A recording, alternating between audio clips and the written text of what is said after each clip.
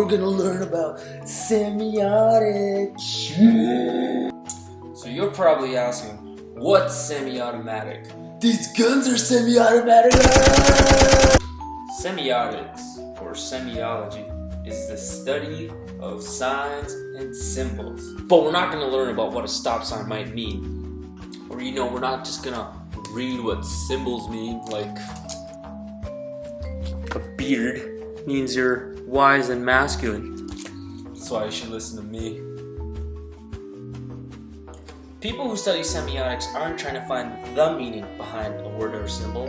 Instead, they figure out how a word or a symbol is related to a certain meaning. In a nutshell, what makes us perceive what we perceive when we hear a certain word or see a certain picture? Words are just little text that we have to slap on together. You see, semiotics tries to explain that the reason why we call things certain things isn't based on any qualities that they might possess. Like, we don't call cows moos or, cars vroom vroom. Like, we didn't call the French people French because they were just screaming French, French, French. No, we called them French because we felt like it. And you know what I think of when I hear the word French? Mustard. You might be asking, why do I think that? Because of semiotics, bitch. So how does this tie in with narratology? Well, now with narratives, you don't have to just write it down and let someone read it or, physically say it. We can create narratives through short films, comics, gestures and dance. Like, we can literally write an entire story using the emojis on your iPhone. And what does story even mean to you?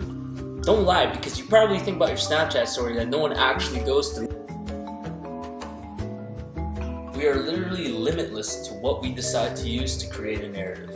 And that's the beauty of semiotics. Like, we actually have entire sentences just to describe one word.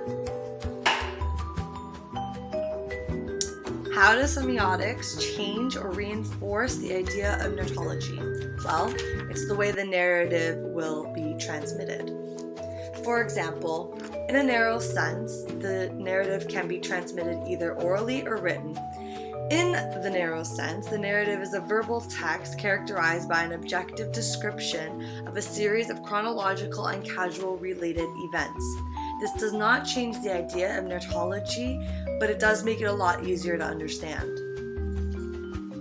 The second way is the broad sense.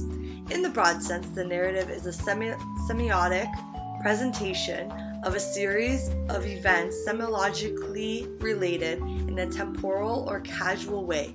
In this sense, narratives can be constructed through the use of a wide range of semiotic environments.